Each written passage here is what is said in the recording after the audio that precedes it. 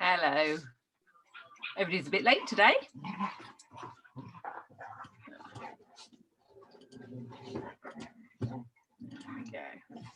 Oh, there we go. Everybody popping up now. Fantastic.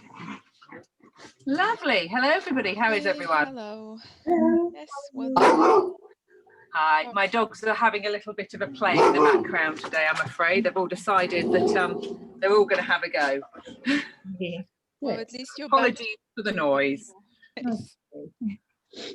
Maria, with the uploading, it failed miserably on me, so I'm trying again. So that lesson should be uploaded now.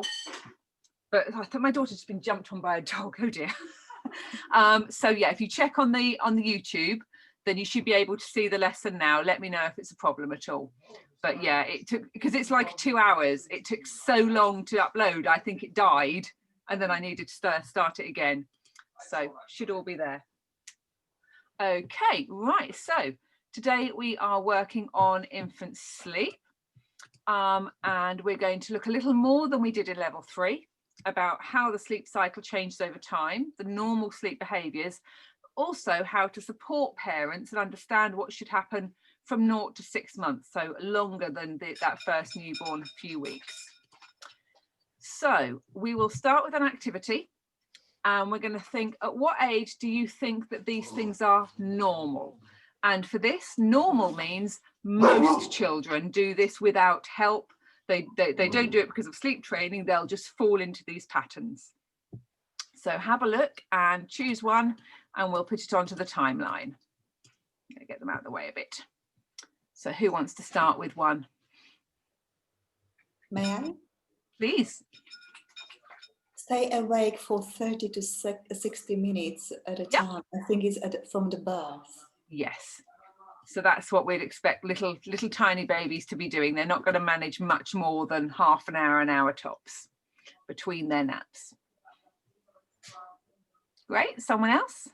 Feed every 2-3 at night. That will be soon after the birth. I mean, that will be the night. Yeah, it's not the first day or two, but yes, within the first few weeks, that's what our expectation may well be. Okay, I will go with the sleeps midnight to 5 a.m. some nights, 58% of babies, I think around 3 months old. Okay, we'll pop it down. We'll see in a moment whether you're right. Sure. Maria, would you like to go ahead with one?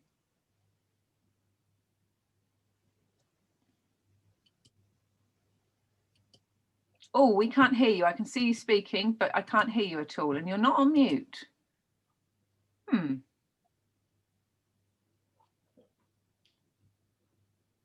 Try again. No. Okay. Try coming out of the lesson and coming all the way back in, because the audio hasn't worked at all. Okay. So we'll continue this because there's a slide afterwards with the answers, so Maria can join us again there. So what about staying awake for around 2 hours? It's Around 4 or 5 months old. Okay, put that around there. I'm developing that circadian rhythm. That means the day and night rhythm, that they're awake more during the day and sleeping more during the night. When does that come up? I think it's around 3 months. 3 months, yeah, I Okay, think the we'll same, 12 weeks. Pop that there, yeah, around 12 weeks. So we've got 3 more. Sleeping 8 hours, some of the nights. Sleeping pretty much the whole night, 10 till 6, and napping 3 times a day. Okay, the nap 3 times a day is, I think, is around 6 months old. Okay, we'll pop that there. And so it is 10 to 6 a.m. I think. Again with 6 months-ish. Ish. And then the 8 hours, so that's not quite 10 till 6. Oh, hang on, that's a similar I've just said, haven't I? Yeah. Yeah, so we'll put those two together. Okay, Maria, let's try your audio again. No. Can't leave the meeting completely and then use the link again and see if that works. And then she might also have to test her microphone. That's what I had to do the first time when my microphone was not working. I tested it, and then I tested the first one was not working, second one was not working, the third option was working for me. Good idea, thank you. So, Got a thumbs let's up. see if it works. Okay, so yes, we're talking for the first few months around those feeding every 2 to 3 hours, only being awake for a short time. It's actually around 3 months that, yep, some babies will sleep for a 5-hour chunk. And they do start to develop that circadian rhythm. So those two are linked. The idea that they've got a little more idea of night and they can stay asleep a little longer at night. It doesn't tend to be 5 hours and then another 5 hours. It tends to be one 5-hour chunk. Around 2 hours awake time, 4 to 5 months, and sleeping that 8 hours. Again, for about the majority of babies, 4 to 5 months. But we're only talking, 53% is about half, which means about half don't do that as well. And absolutely right, 3 times a day, and that tends to come in about 6 months. So this is a review, so I won't spend much time on it because this is from we did in level 3. And for most of you, that's not very long ago. So newborns sleep most of the time. That internal clock develops around 3 months, and their waking is often triggered by hunger. They fall asleep when they're feeding, and they have that active sleep state that really helps the brain to grow. And then around 20 minutes on, they move into that deeper sleep state, which is when often they'll be able to be put down. And their sleep cycle is around 50 to 60 minutes. It can be as small as 30. It can be as big as 70, but often around 50 to 60 minutes. And they'll need to wait to feed every 1 to 3 hours. So that's all stuff you should know already. Maria's waving. We can't hear you. No, completely. I think press end or leave and then try again completely. And then again, this is from review because we did this in the level 3. At 3 to 6 months, we start to see more deeper sleep. The sleep cycle starts to get a little longer. We start to get more stretches of sleep. The melatonin is now being produced by the baby, so they start to get that days and nights. And it all goes a bit pear-shaped at times over that 6 months. So many parents say that it goes difficult around 4 months. There isn't any absolute evidence that definitely happens. It's anecdotal. So it's parents saying this is what they recognize happens quite a lot. There's not a lot of evidence when we look to see if that does happen. What we do know is that sleep changes over time. Right, Maria, let's try you again. No. Did she unmute herself? You tried muting, didn't you? And then unmuting already. When you did test the microphone, you can always use the chat button to talk to us. When you tested your microphone, could you hear yourself? No, so there's something wrong with your computer maybe. Okay, well, grab the chat button. Yeah. Do you know on that little icon with the microphone, yeah, little arrow, there's a little arrow. Yes. And if she clicks on that, microphone. test her microphone again now in the meeting. She can test it. Let me just share my whole screen to show her that. Yeah. Hang on. What she has? Mac? What she has? Right. So that's my whole screen, and the bit we're talking about here. Select microphone. Have you got different choices, Maria? Can everybody see that black on? Is that coming up on when I've shared my whole screen? Can you see the? Well, I can't see it. Okay, so when you share screen, it turns out let's have a look. But you can see at the bottom left, there is a microphone, at least on my screen. You can press it and then you can actually. That's what I'm trying to show, but is that not showing at all? No. Okay, I thought that might. Yeah, I've got the microphone and it's got different selects. So you can select different ones and you can perform a test. Yes. So yeah, where you pressed mute, there should be an upwards arrow or a downwards arrow next to that. Yeah. And she can test the speaker and the microphone right there. Yeah. It could just be a computer issue. Oh well, we'll go with it, and we'll just use that chat box, Maria, for when it's time, when you give an answer or something like that. It'll be fine. Yeah, so the sleep regression parents will talk about, there isn't a huge evidence base for it when we look at children's sleep overall, but we do know that sleep changes over time. It doesn't just improve.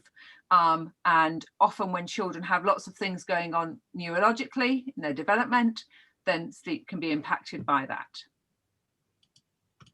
Okay, so when we're talking about 0 to 6 months, well, 0 to 4 months maybe, we're talking about shorter sleep cycles, and they go from awake to active sleep, to deeper sleep, back to active sleep, and then awake. And during that active sleep, many parents will think their baby isn't asleep because the newborns, they have their eyes closed, but they can move, they can make noises, they can suck. If we actually brain scanned them, they would show, their brain waves would show them being asleep. But it isn't obvious when you look at the baby themselves, because they are kind of moving around a lot. So often parents saying, well, they're not asleep. I put them down, they're not asleep. And actually they are technically sleeping, but they're moving quite a lot. And in that phase, they've got a very high arousal rate. So they aren't very much asleep, so that they can, you know, if there's a noise or a movement, they can come out of that state very easily. Okay, Maria's going to ask her kids. I do that as well. It's like, please fix my computer now. So when we want to put a new baby down, if they're only in that light state, that's when it all goes a bit pear-shaped, because we try and put them down on their back, which we know is safe, but they don't like. And because they're in that active state, simply that movement is enough to wake them up again. If we try and put them down when they're in a deeper sleep in that 20 minutes time, we have more success. And again, in that active sleep towards the end, it's where they can be disturbed by noise or light or movement or touch or the lack of touch, and they'll wake very quickly from that. And thinking about how sleep cycles themselves work. So from around 3 months, we have that circadian rhythm, the black line here, which is that idea that generally we're more awake during the day when there's sun, and we're more asleep or sleepy during the night when there's not sun. And circadian rhythms are activated by sun and by routine and by when we eat. And the circadian rhythm is what we might call our body clock. So who has experienced being on holiday and the first day of holiday, waking up at the same time as a work day and thinking, I wanted a lie-in, but your body's like, no, we're up, because that's what your body's used to doing. Or maybe you're at a party and you're like, oh, I'd love to stay late at this wedding, but actually it's, normally on work nights, you have an early night and your body's like, oh, I'm tired now, even though you'd like to be at the wedding. The thing that's controlling that is your circadian rhythm, and it gets into a pattern which repeats every 24 hours.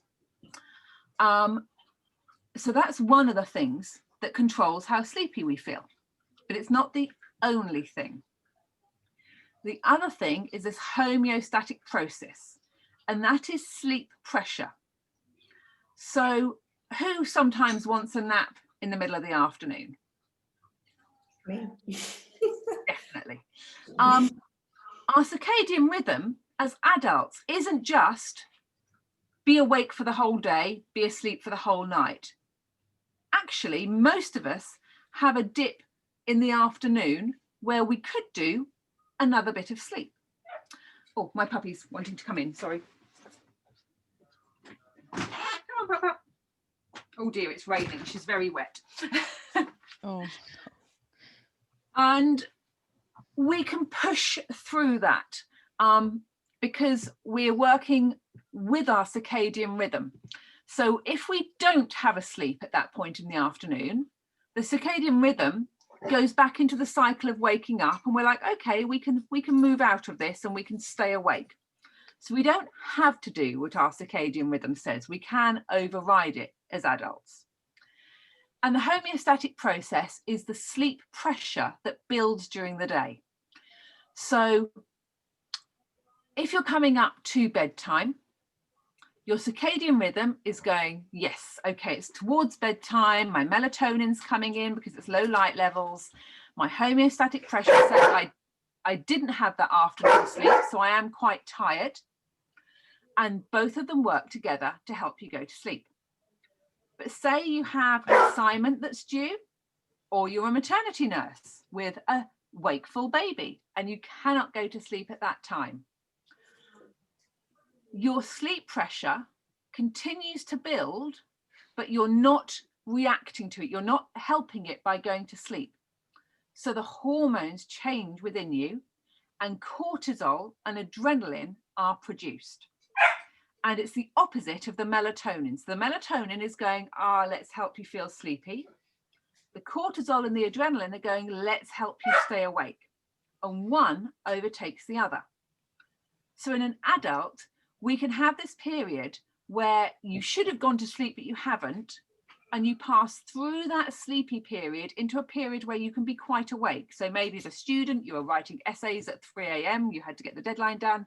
As a maternity nurse, you're up with this baby, you're fully awake now, even though at home, this would have been past your bedtime. And that's where the sleep pressure, the homeostatic process, has been overridden by the hormones that it produces. When you miss that sleep window, we have more cortisol, more adrenaline in our system, and that's keeping us awake. In a child, that looks like overtired behaviors. It's when they have stress hormones, cortisol and adrenaline, they go cranky or whiny, and they can't fall asleep at that point because those stress hormones are acting against everything that we need to go to sleep, against the melatonin, against, the calming. So we have a tired, cranky child instead. And the circadian rhythm is then dropping down because the circadian rhythm is going to peak when it's time for you to go to bed, and then the melatonin is going to start to wear off and drop off. Can I ask you, Caroline, something? Please. Is this the reason why the routine then is appreciated? Because that homeostatic process is the expectation, the body knows what to expect. So that routine doesn't feed into that bit, but putting a routine at the right place in time helps for us to meet the homeostatic process and the circadian rhythm, both saying, I feel tired, and the melatonin is being produced. And then the routine comes in to say, and these things tell me, they signal to me that I'm going to sleep. So routine doesn't change the hormones, but it gets the physical body ready and the mind ready to say, now I am expecting to sleep, and to get us into a calm place. And that calm place is where we can allow the hormones to work and the sleep pressure to work. But if you do that bedtime routine at a time where the sleep window's been missed and the child has a rising sleep pressure, but they've pushed through, they've got adrenaline in their system, cortisol in their system, they will not sleep. However good your routine is, it's not going to override those chemicals, because reading a book does not, bring that down enough. Having a bath does not bring that down enough. So at that point, we need to put in some calm time. We're allowing the cortisol and the adrenaline to decrease. So what can we do to decrease those levels of hormone? And then in, say, half an hour, 45 minutes, let's try again at going to bed. And hopefully we'll be able to get to sleep then. But we have that overtired behavior where they're just cranky and nothing works at that point. And the reason nothing works is because we have too high levels of hormone in our system to be able to then fall asleep. And as adults, we use that to our advantage for staying up late.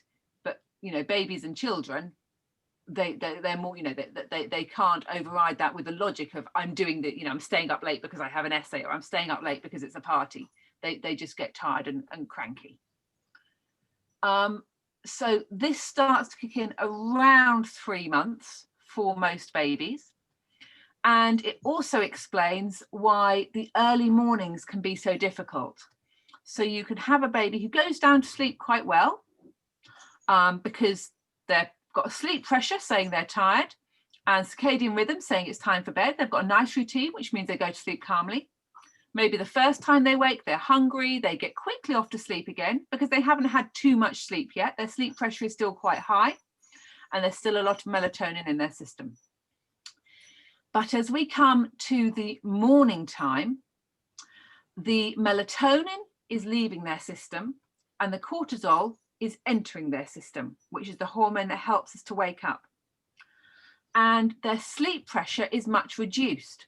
So if you do have that afternoon nap and you have too long, you have maybe a 3-hour afternoon siesta, you're not going to want to go to bed at 10 o'clock at night because you haven't built enough sleep pressure. And with a child, if they've had a reasonable sleep for most of the night, in the morning, it might only be 3 or 4 a.m., but they've actually had a good chunk of sleep. So their sleep pressure is very much reduced and their hormones are saying nearly time to get up. Their hormones are on the rise. So that 3-4 o'clock waking can mean it's very difficult to get them back to sleep because everything is then against you physically. Their sleep pressure is low and their melatonin is low and their cortisol is rising. So that's the point at sleep where perhaps if mother is using a cot, we can try co-sleeping because we're going to say, what other tools can we use to support sleep when sleep is difficult? And actually being close to mum or being close to a person or being held is going to help them to doze off again. Whereas putting them in a cot is more likely to say, well, I wasn't that asleep and this is actually not where I want to be, so I'm going to be loud and cry about it. So that's why those early mornings are different to the first part of the night. And the parent can say, well, why can't my child go back to sleep now? Well, why do they always wake up so early? And it's to do with the lack of sleep pressure and the rise in the hormone cortisol. So understanding that may help you to help parents to say, well, just because we do something at the beginning of the night doesn't mean we have to do exactly the same at the end. So at the beginning of the night, we may be putting into a cot, pat, shush, you know, baby's there, all okay. But actually at 4:30 in the morning, that might not work. We may need to use different tools to help our babies to sleep longer. And generally, the best tool is going to be feeding and physical contact, be that held up in your arms and you're awake or next to mum and co-sleeping. And if we think about how much sleep a baby needs overall, the idea that we can get 7 till 7, that's 7 o'clock in the evening until 7 in the morning, is actually for many children quite an odd idea. So if we look, say, at the 6 to 12 week olds, we have maybe 14 to 17 hours in the day, and that's 24 hours. So if you're having a child with maybe the lower end of the sleep need, a child who's not very, very tired, and they have 12 hours at night, that only gives them 2 hours of daytime sleep. At 6 to 12 weeks, clearly they need a lot more daytime sleep than that. So it's unhelpful for parents to have the books or have the idea that, oh, well, my child should be sleeping 12 hours at night, 7 till 7. Because actually, if we look at the total sleep needs for the day, for the 24 hours, that doesn't give them enough daytime sleep. So again, this idea that they should be in bed until 7 a.m. isn't helpful for children of this age, because their overall sleep in 24 hours then wouldn't be being met, or we're expecting them to sleep too much if they're having naps as well. And because we know at 6 to 12 weeks, they can only go an hour and a half between naps, we're not going to have a child who's awake all day and asleep all night. So helping the parents to readjust to the idea that actually sleeping 12 till 12 isn't something that we expect babies to do. We expect them to perhaps go to sleep a little later in the evening and certainly to wake earlier in the morning than their parents would like. But that is normal baby sleep. And at 3 months, in terms of an average, and these are research studies, so then, you know, they're not every baby, they're the babies that were studied, and they're all at the bottom, so you can always look them up or share with parents. Around half of infants will wake 2 to 4 times a night, completely normal. And 75%, so 3/4 of infants will wake 1, 2 or 3 times a night. So it's still perfectly normal to wake 4 times. It's normal to wake once, but most babies are going to be waking 2-3 times a night. And that's pretty similar until around 8 months. So at 6 months, 2 nights is still an average. At 8 months, it then goes, it sort of goes better and then worse again for many babies. So again, parents will expect, well, they used to wake 3 times a night, now they wake 2 times a night, I'm on course for 1. And actually, it might well go backwards before it goes forward again. So preparing them that sleep isn't just something that gets better over time. It changes as the baby changes. But night waking is normal. There's nothing wrong with their baby. They're not broken and they haven't done anything wrong. So helping the parent to recognize tired cues can be very important, because this is the signal that children say, I'm ready for a nap or I'm ready for bedtime. And the more that we can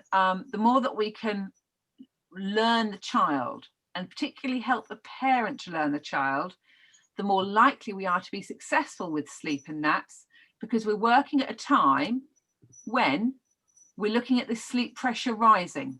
So the tired cues are what's showing us that the sleep pressure is rising and that we're likely to get a child who's going to go to sleep easy. So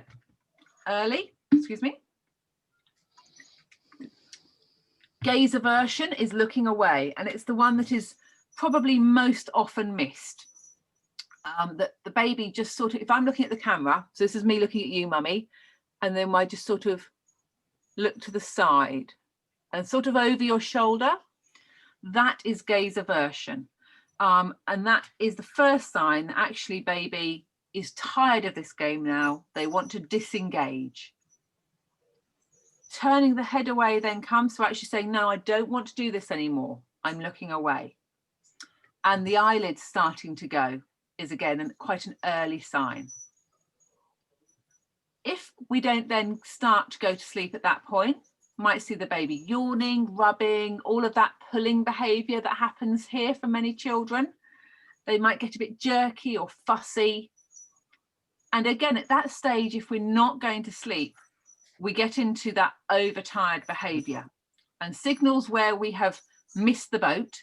So the cortisol level is now rising, the stress hormone is rising, crying, making fists, rigid, all that back arching that babies do.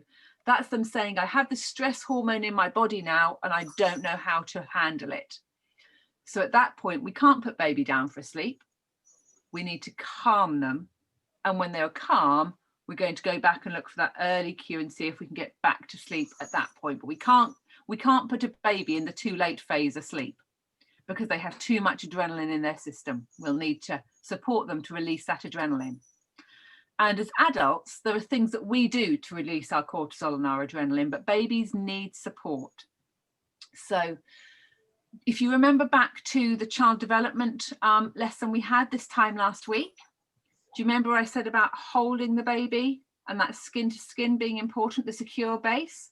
So at the point at which we've got too late and we've got a very tired, cranky baby, they need to be here, skin to skin if possible with their parent, or if you're holding them, maybe some movement, some rocking, some patting, some shushing. We're going to be just trying to bring those stress hormones down before we can actually get them back into a phase where we might go to sleep.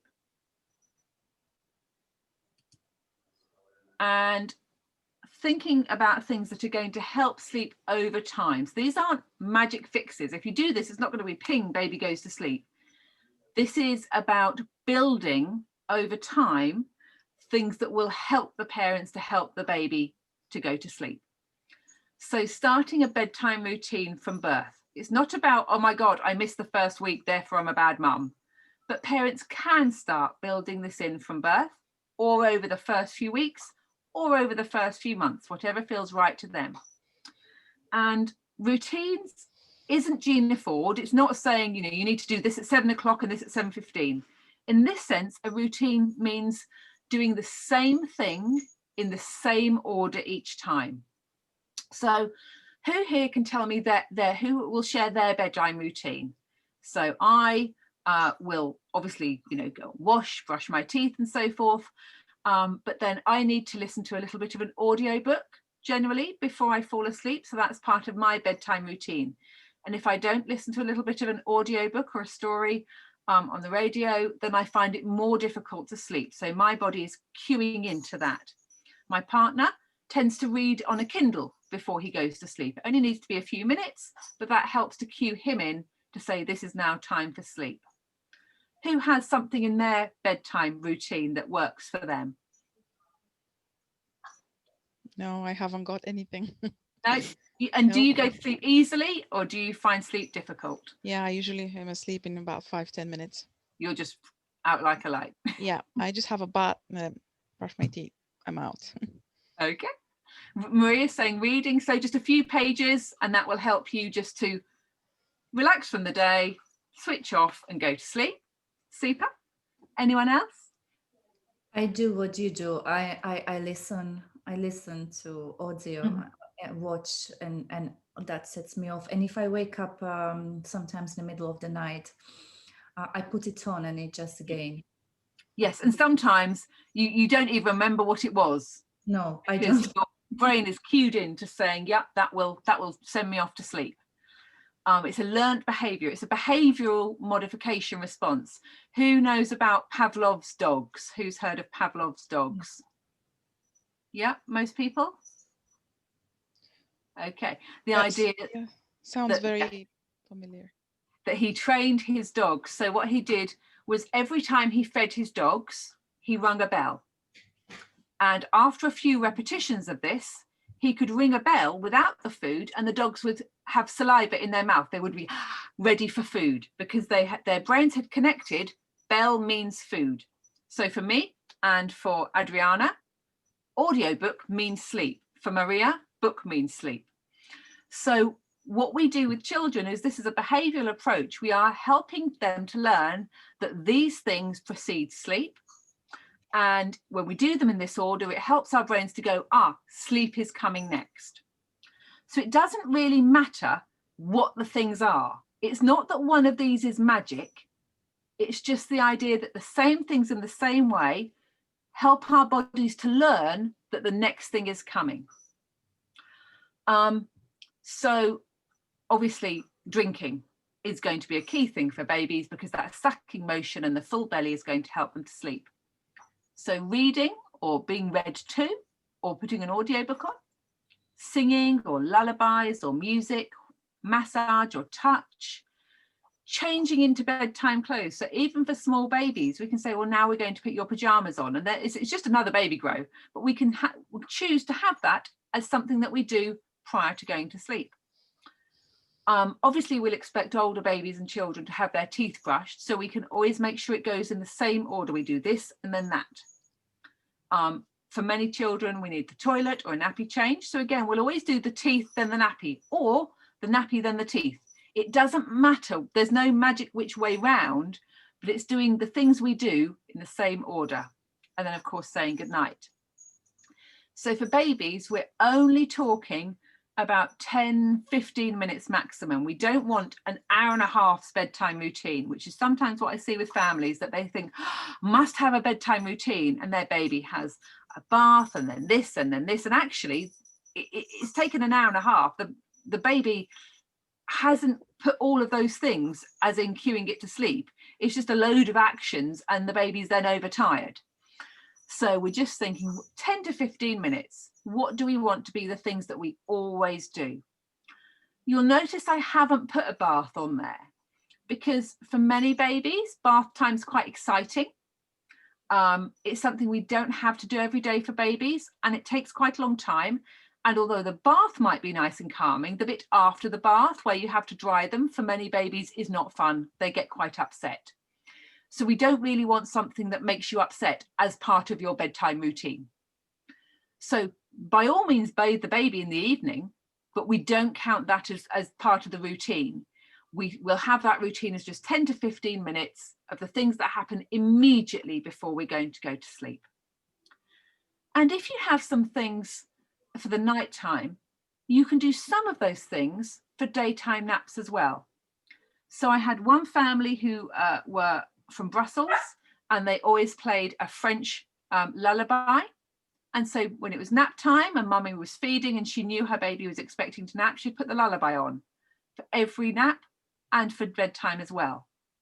It might be that we're patting baby on the bottom, and we'll do that for naps as well as for bedtime. So you can choose a couple of things that happen for naps as well that's going to tell baby, the next thing that happened is I fall asleep.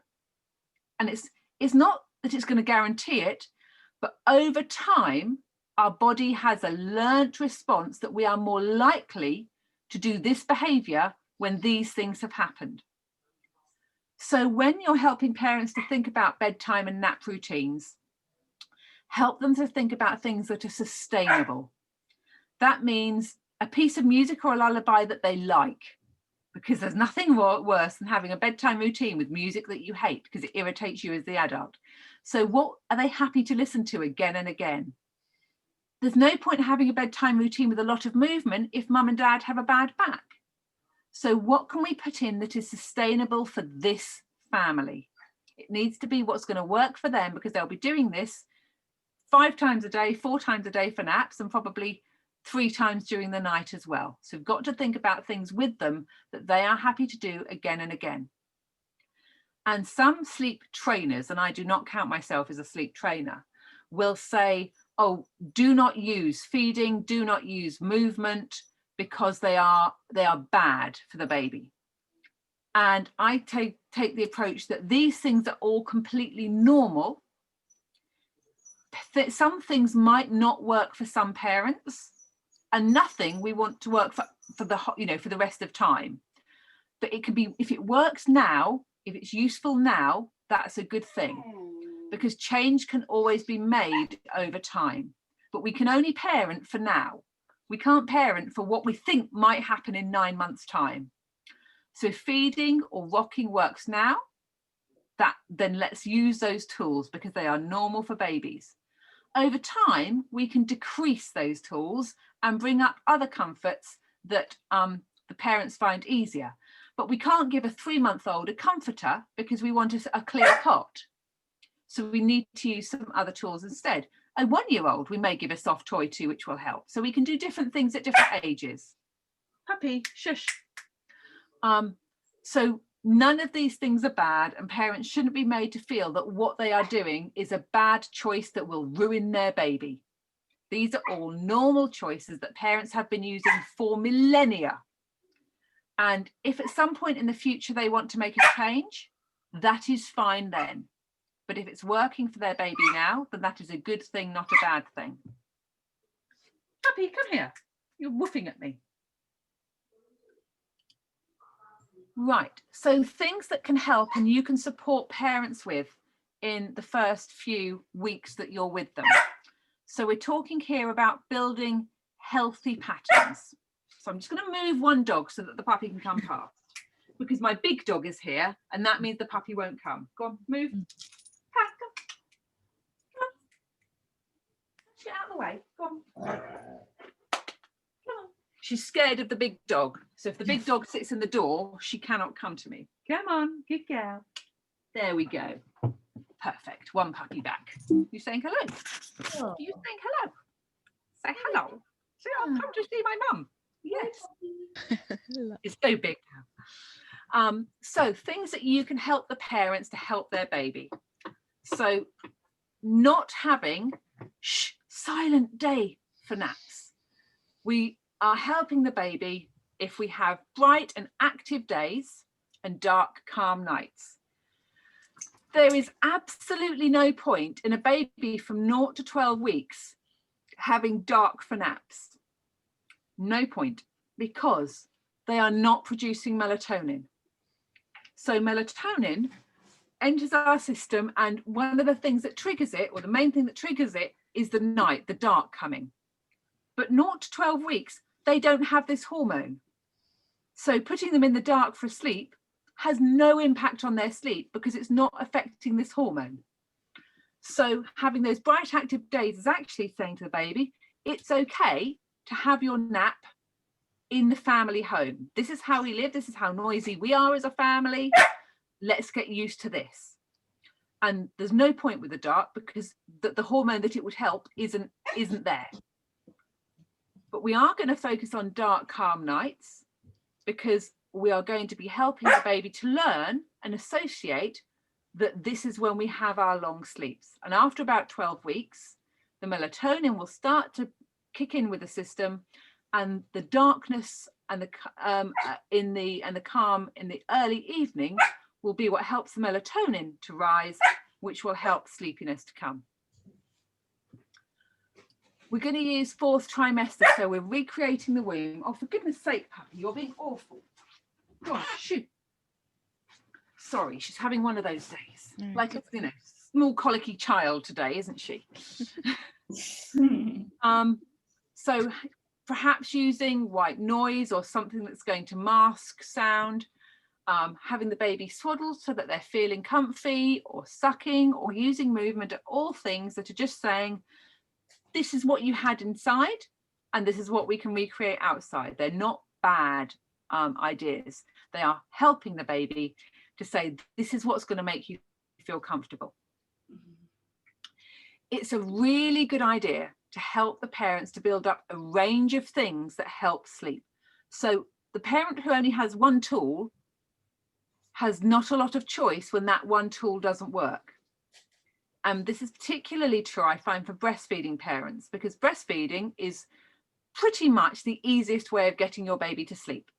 Yeah, because it's full of tryptophan, a hormone that helps sleepiness. It's sucking, which helps the baby calm. It's filling the tummy. So it's like the top way of getting your baby to sleep.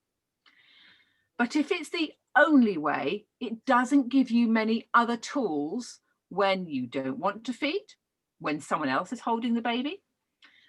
And formula feeding parents have an advantage here in that they cannot feed every time the baby wants to sleep because their baby would be overfed.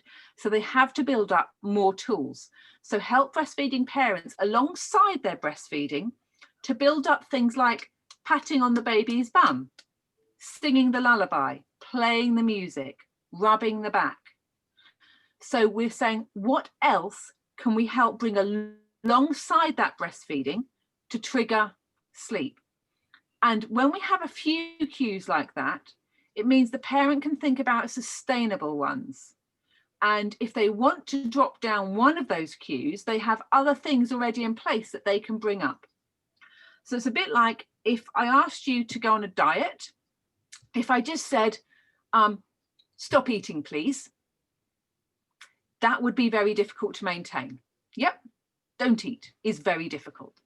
But if I said, we are going to cut down our carbohydrates, ladies, but we're going to have more filling vegetables, okay?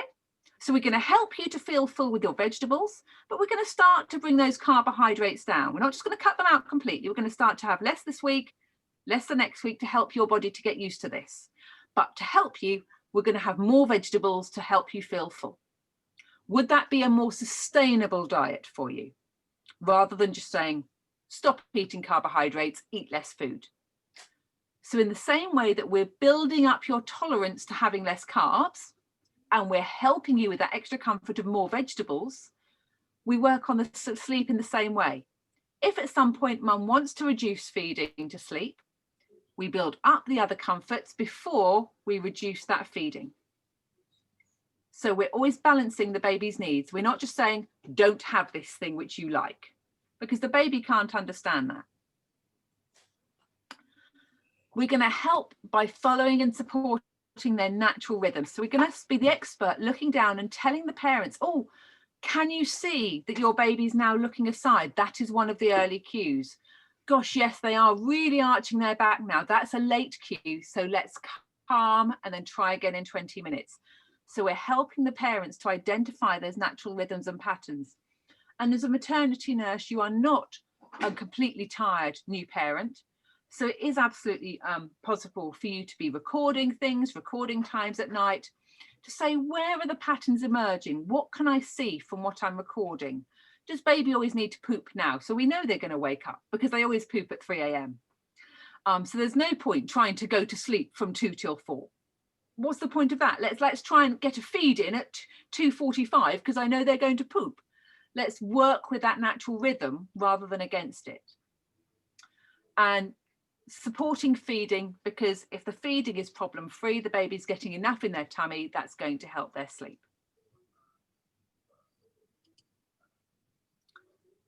And often from around 4 months, parents reach a stage where they want to start to make changes. For the first few months, they've been fine with just going with the flow. And maybe at 4 months, they start to think about going back to work. They start to think about making things more sustainable. And often for parents, that means changing how their baby falls asleep and starting to work on night waking. So we know night waking is normal, but there are still some things that we can do to help parents to get good amount of sleep without stopping that night waking completely. So we build up these additional triggers, and this is called habit stacking. So we can add in, or we can start from birth, a smell, tapping, music, singing a song, going to a certain room that means we're going to go to sleep. We might introduce a comfort object, but at this age we will not leave that with a baby in their crib when they go to sleep, because we don't want anything over their face. So we spend time building those things up, and then if the parent, say, wants to make a change so that not every feed is feeding to sleep, they want to make some changes, we will start to delay or reduce that feeding. So we might finish the feed just a minute earlier, but keep patting the baby's bottom until they fall asleep. Or we might rock the baby because they fall asleep rocking, but we'll start to go a little slower over time until we're just holding. So you're saying, this is your normal baby. I need to move to something else. That's my choice as a parent. How can I do this gently, by gently reducing rather than just saying, we're not doing that anymore? And that's respecting the baby and giving them time to make change. And so we reduce that rocking or that feeding whilst we continue with the other triggers that we've built up. And as a child grows or develops, they will make changes to their sleep pattern too, because we learn over time most babies will start to extend their sleep patterns as well. What we are not doing before 6 months is trying to reduce natural night wakings, because we know that that is something that keeps babies safe in terms of sudden infant death. But we can help parents to build up sustainability with their sleep, so that they're in a good place moving forward. When their baby starts to sleep for longer, they're ready there to help them with that. Okay, any questions at this point? And I'll check if Maria needs to type anything as well. Okay. Right, so thinking about twins, because many maternity nurses' jobs will be with twins, because, you know, they're quite tough. Is anyone here a twin? No one here is a twin parent? Just checking, anyone worked with twins? Oh, yes, I have. You worked with twins, yep, Yeah. Great. From birth or older? One set was from 3 months old and the other one from birth, but there was also maternity nurse there. Okay, super. So when we are trying to support twins and multiple pregnancies, which of course can be 3, could be 4, these are some ways that we can help them, to the parents, to get as much sleep as they can. And it tends to be with twins or multiples, our aim is to try and synchronize the babies as much as possible. You've got to bear in mind that they are 2 different people. So it's not always possible, but we can help the parents in some ways to get them as much as possible to eat at the same time, which will mean they will sleep at the same time. So generally, if one twin wakes for a feed, we tend to suggest waking the other baby and feeding them as well, because feeding is one of the things that keys sleep. So the more that their feeding times are the same, the more likely they are to sleep at the same time. But what happens for one isn't always going to work for the other. And particularly with twins where they had a different weight at birth, so they were maybe, you know, very different. One was a little tiny one and one was a bigger baby. They are going to need to eat different amounts. So you can do this as much as you can, but you cannot do it to the detriment of the baby. There's no point waking them every 3 hours to feed them if actually one of them is very low birth weight and has a smaller stomach and needs to feed every 2 hours. And it wouldn't be fair on the other one to make them feed every 2 hours, because actually they have a bigger stomach and they're able to feel full for longer. So we say this is a general rule, but you must always take into account the circumstances of those babies, so that you're not doing something for the sake of it being together that's actually negative for one of them. Babies who were born early, so more than around 4 weeks early, we class as premature. And premature babies generally don't catch completely up until around 2 years old. So when we're thinking about how long a baby might sleep for, or how much they're eating, or how long their naps are, or how long they're going to be awake, for premature babies, we're going to go on what's called their adjusted age. So they may be 3 months old, but we call them adjusted age 2 months if they were a month early. So we always, for the prem babies, go on their adjusted age until they are around 2 years old. And that is a more true version of what they can do, or what they need. Every baby is different. If that baby was slightly premature, but actually is a very good birth weight, you may find that they're meeting their milestones and are able to do the same as a term baby, but we always think about that adjusted age. In terms of their sleep, research shows that twins or triplets sleeping together get more sleep than when they sleep apart.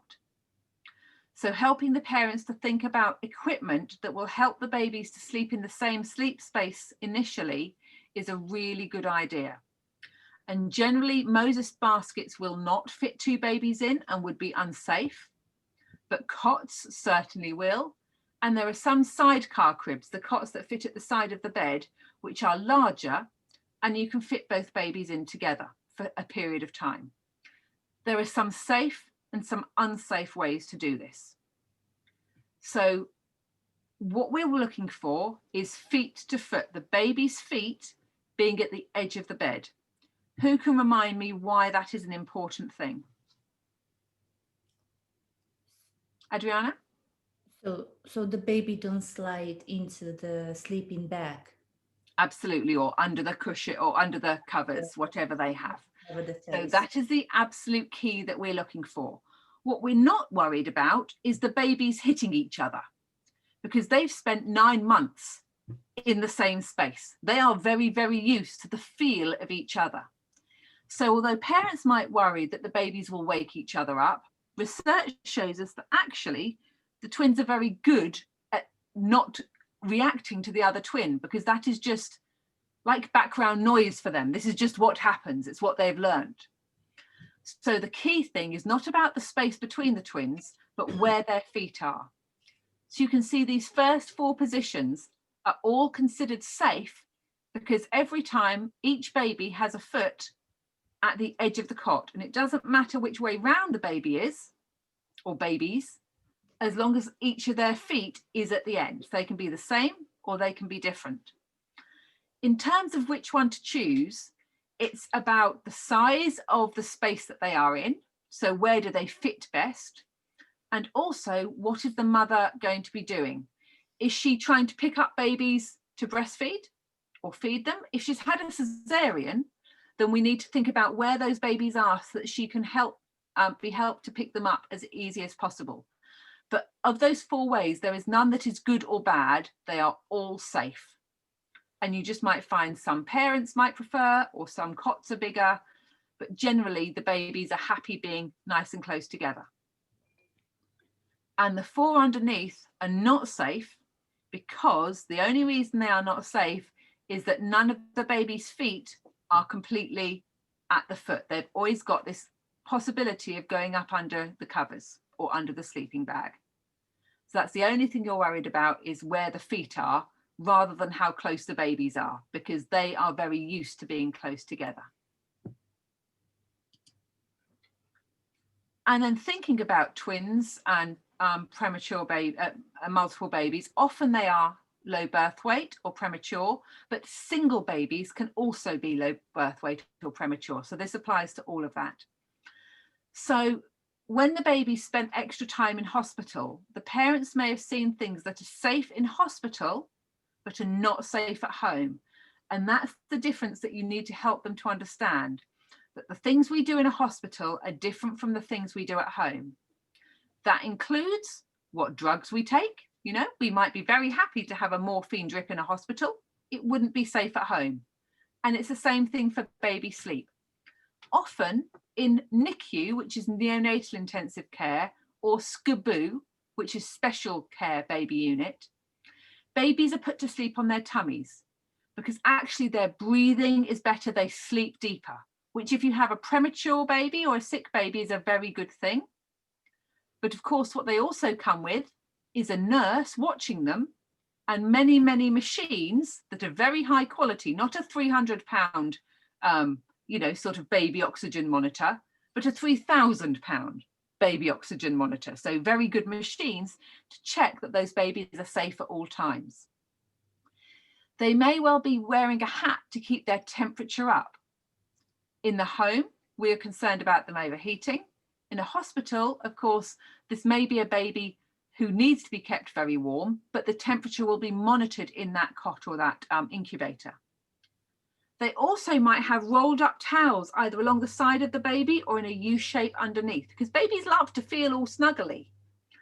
But again, it can be safe in a hospital because they are doing that with a nurse watching them all the time with the machines that are checking that they are breathing. So these things are not recommended at home, even though they were used in the hospital. And if you have a parent who says, my nurse has said to do this, suggest the parent gets the medic, the nurse, the doctor, the pediatrician to put it in writing. Because whose insurance will it come back to then if something went wrong? That medic. So if the medic is happy to say, for your particular baby with their medical history, this is the right thing to do, which is against safe sleep recommendations. If the medic is prepared to say that, they should also be prepared to put it in writing. And if they put it in writing, are you happy to do that? Yeah, of course, because the doctor's opinion or the nurse's opinion has been written down, and that is their treatment plan for this baby. So when a medical practitioner takes responsibility and tells them this, get it in writing, and then that's absolutely fine because you're not the one then taking responsibility. And maybe for that particular baby, there is something about their health, which means the balance has to be different in terms of safe sleep. But you are not the ones to make that decision. And if the parent is just choosing to do it, you need to think about whether you would be held liable in terms of your insurance if you continued. So if you knew that tummy sleeping is not recommended at home and you did that and something happened to the baby, you would be deemed negligent because you knew that the advice is tummy sleeping. So if the parent is concerned, push them back to their neonatal care team. When the babies are discharged, they will have community care from a specialist team initially.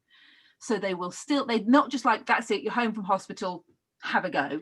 There will be a neonatal nurse or a special care nurse that liaises in the community.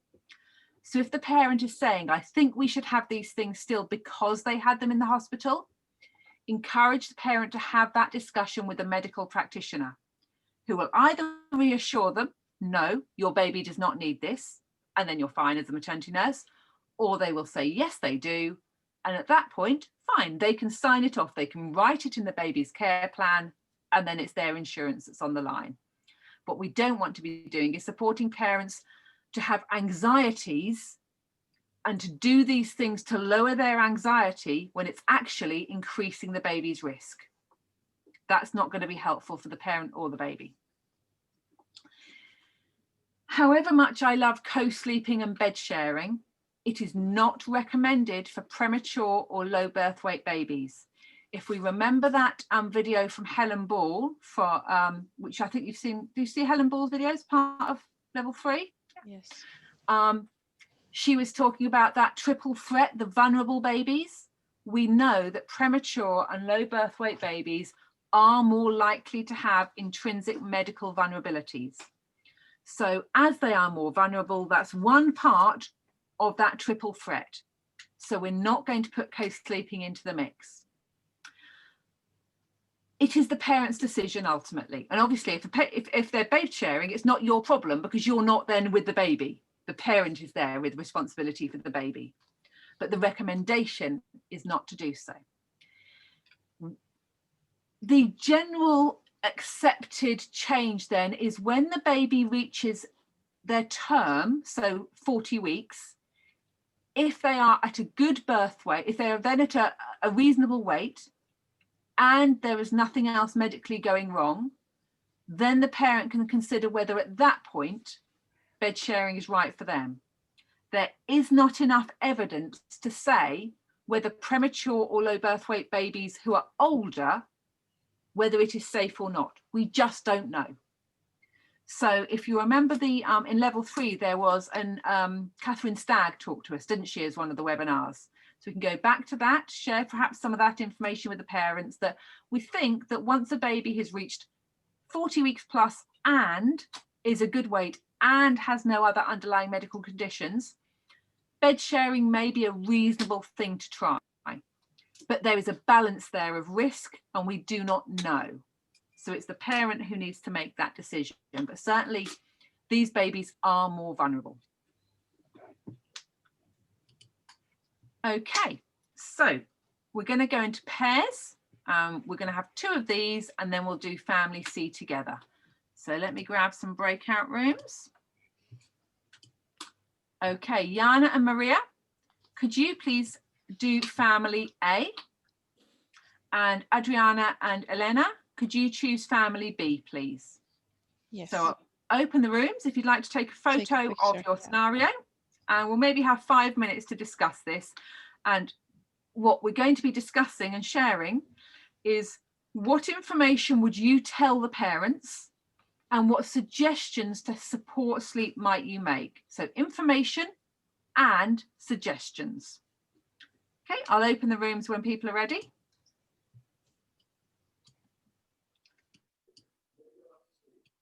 Maria, you'll just have to do this by chat, I think. It's going to be a little bit challenging for us. It will be more challenging. You could try phoning. Depends where she is.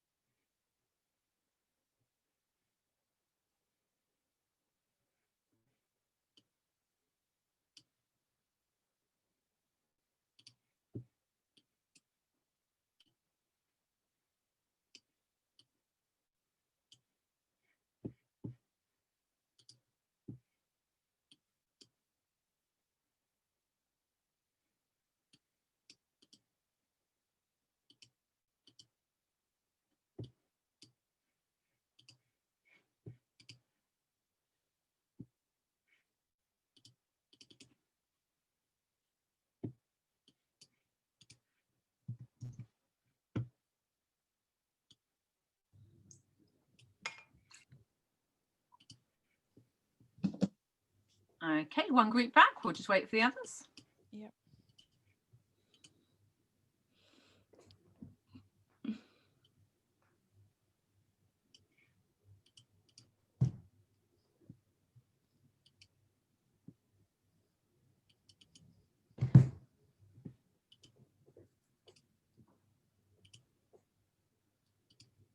Here we go.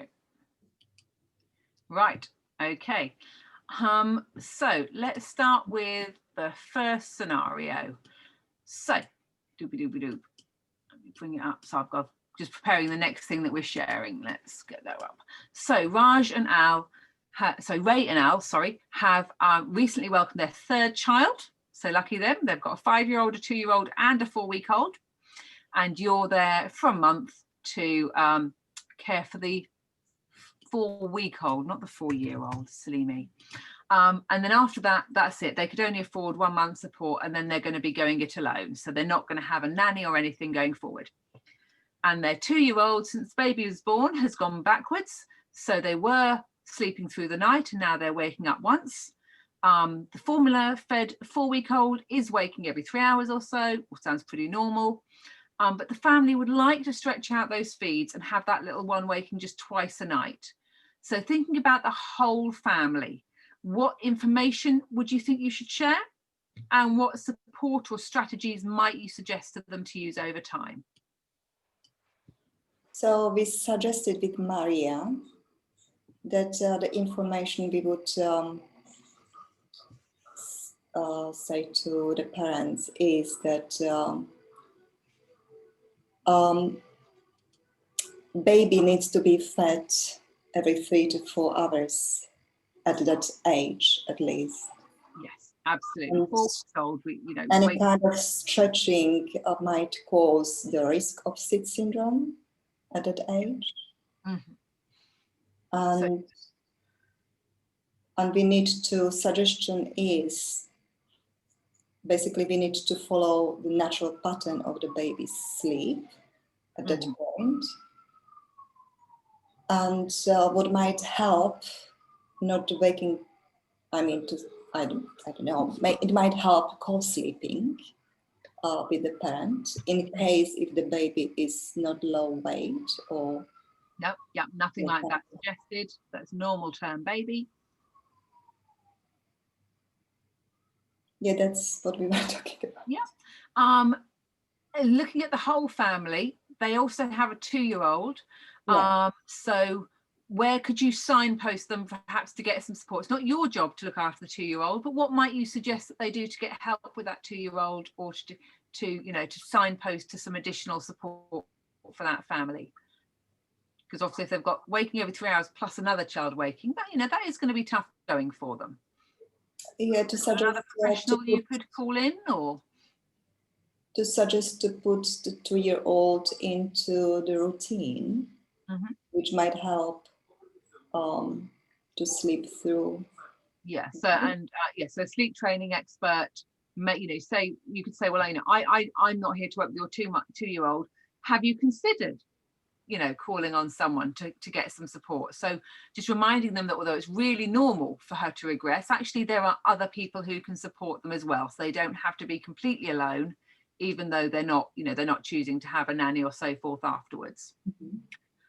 Okay, so family B, and well done you two, by the way, because obviously with Maria's sound not being on there, that's made it difficult for you, so thank you. So Petra is an older first-time mum and she's living on her own. So she's just there as a single parent, and you're supporting her 2 nights a week as a night nanny with a 6-week-old baby. And she's finding those daytime naps really tricky. She doesn't really know when baby should sleep or where they should sleep. She gets lots of different advice. Nights aren't so bad with 3 wakes a night. She is combination feeding, more breastfeeding during the day, more formula during the more breastfeeding at night and more formula during the day. So what might you be telling her, and what sort of strategies might help her and her baby? First of all, I was thinking, now discussing the first scenario, it's funny how different parents, of course, not funny, I mean, it's normal, but different parents, yes, it is interesting that they think in such different ways, because the first baby was only 4 weeks old and they wanted the baby to wake up only twice a night, and this baby 6 weeks old, and the mom thinks that it's normal for the baby to wake 3 times a night. Why do people think that parents might have such different expectations? Is it Because because these are both real scenarios with, you know, fictional people, but these are you know, from my real practice. Why do we have such differences in what parents think is normal? it's just maybe what they've heard from other people, their parents. So whatever they hear, because if this is a first-time mom, so how would she know what is normal unless someone's has been discussing with her what's happening with their babies and their families. And actually, at 6 weeks old, 3 weeks a night is completely normal. So she's absolutely right with that. Absolutely normal. Yes, we were discussing that it's completely normal, but it doesn't really say what she finds tricky about the daytime sleep. So we were discussing maybe she's confused how long the baby should be awake for between naps. So maybe giving her that information, referring her to that chart about normal sleep and awake windows. Yeah, see, I think what she was finding tricky was there not being any sort of a pattern to the day. She didn't know whether if she went out for a walk, baby would fall asleep or not. Should she go for coffee? You know, this was before COVID. You know, should she go for coffee with a friend, or should she be trying at home to get a nap in a cot? She just wasn't sure, you know, what she should be doing.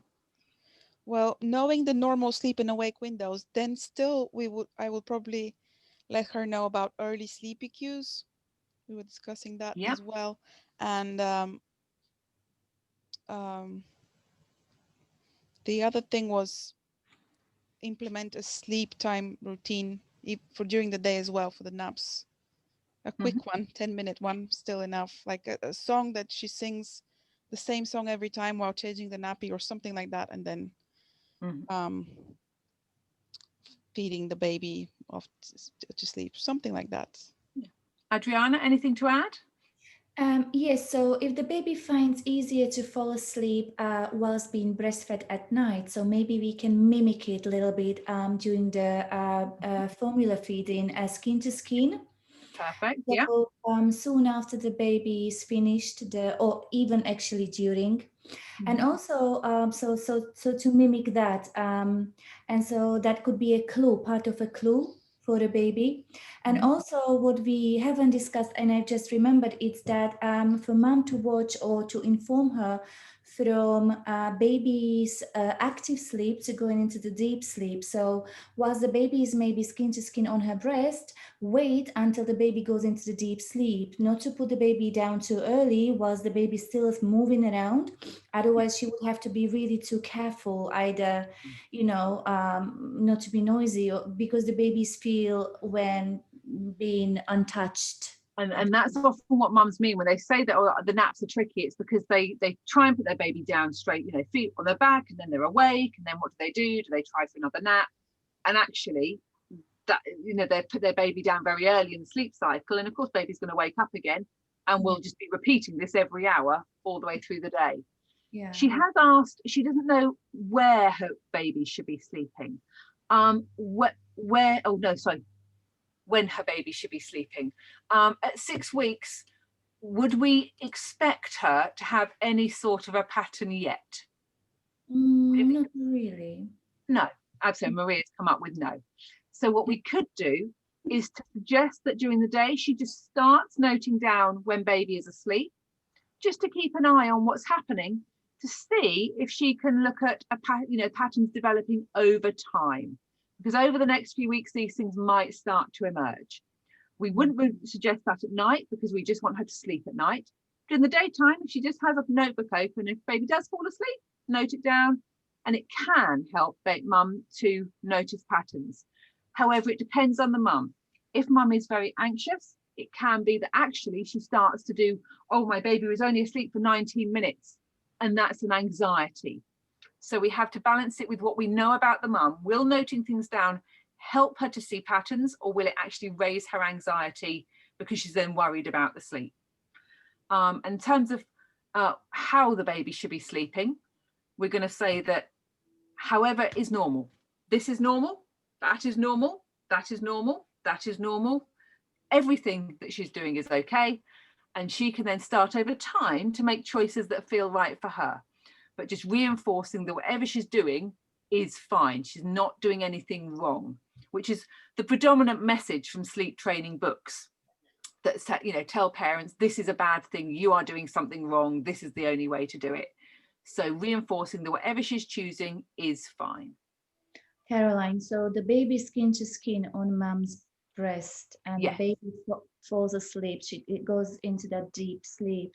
Mm-hmm. So obviously the baby shouldn't be really sleeping naked. So what do you do? It depends on the warmth of the house. So as long as the baby, once they're put down, is covered appropriately, it doesn't have to be wearing a baby grow. It, you know, it can have the blankets on, or we can put a cardi around. So it can be, if you've got a baby who tends to be quite cool, put a cardigan on so that they can have naked chest on mummy, but actually the arms are covered. No, I mean, I mean when you now want to put the baby into the cot, into the Moses basket. Cardigan, you can then do the buttons up, and baby is now covered, you see. So cardigans can be really good for skin to skin because you can open them up or you can wrap them round. And you don't swaddle, right? Because then you are risking that the baby is going to wake up. It depends on the baby. It can, there is no one rule for this. For some babies, we can get them a bit to sleep. We can think, yeah, we're hoping to have a good sleep, so let's put them swaddle and then back here. So we're like quick, back, calm, and then put them down. So we won't swaddle for the feed because that's going to impair the feeding. But we could, at the end of the feed, do a swaddle and then help them to get to sleep here. It doesn't have to be that if they're boobing, they must stay asleep all the way through. There is no rule to say they must stay asleep for that time. In that time where they're likely to be in and out of active sleep, we can use that time to go, let's make a change. Let's get you a little bit dressed. Let's put you in a swaddle. Come back up here because I know you're sleepy, sleepy baby. And now I'm going to put you down. And actually the fact that I've done that change and I've put you in a swaddle means that putting you down is going to work really well. So there isn't a rule that says you cannot disturb the baby in those minutes. Actually, you can use that really well to say, you are feeling sleepy, let's do some of these things and go back to a time when I can get you back to sleep. So it's a part of a habit forming again. Yeah, absolutely. Yeah. So just because the baby has fallen asleep on the breast or in the feed does not mean that your only objective is to keep them asleep. You know, if they're due to sleep, if they've shown the cues they're likely to sleep, 2 minutes to pop them in a swaddle and then calm again is absolutely fine. But yeah, thinking about skin to skin, think about what can you open up on that midline. So you could even have a baby grow that's all unpoppered. That could be skin to skin. So they've still got their chest and mummy's chest. And then when you're ready to have them warmer, we just do up those buttons, we do up the zip, we tie up the tie, whatever it is.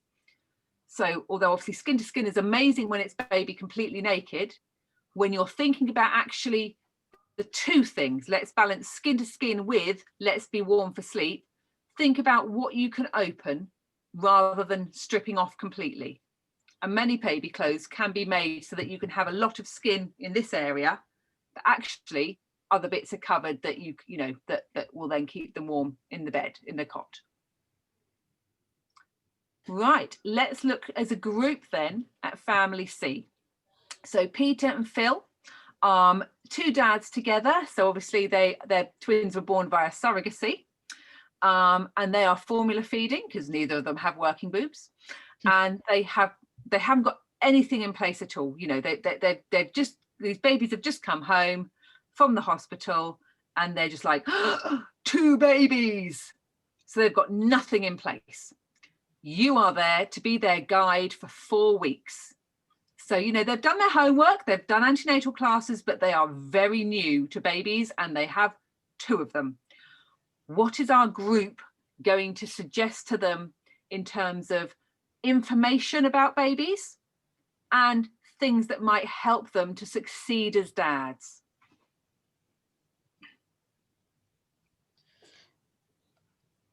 How Go on, Elena, about you've got twin experience. well, we were discussing it in this lesson as well about wherever possible. You said that not every baby is the same as another baby. If a baby was born, one of the babies is lower birth rate, then of course it might not be possible. But as much as possible, trying to feed them at the same time so they can sleep at the same time, because it gives you a break. If you have always a baby who's awake, it is very, very tiring. And with the feeding, obviously there are 2 of them at the moment, so they can each feed 1 baby. What we're going to ask them to avoid or suggest that they avoid in terms of safety is bottle propping. Do you know what I mean by bottle propping? Yes, I do. Yeah, prop the Good. bottle up and without. Yeah, so it's when we have the baby bottle and we put the baby and we leave it like that, you know, but in the mouth. Yes, And we yes. flip it. Maybe, you know, maybe we'll wrap up a towel and put the bottle on the towel. They now actually sell Oh, those. yes, they can items. sell things that like come down They and sell click them now, on. yeah. It's just, we absolutely are going to say that is a safety issue. Yes. Because bottle, if it's like that in baby's mouth, does baby have a choice about what's happening? No. So No. It's more likely that they will overfeed, that they cannot stop, they cannot have a breather, a rest. And in the worst situation, we might have a baby aspirate, which is when the baby's tried to cough or breathe and the milk goes down into the lungs, not into the stomach. So bottle propping is a very, very bad idea. Maria is saying each parent can paste bottle Either feed one of each parent them. can feed 1 at a time. You can absolutely feed twins at the same time. You have to be an octopus. Let me get my babies and I'll show you.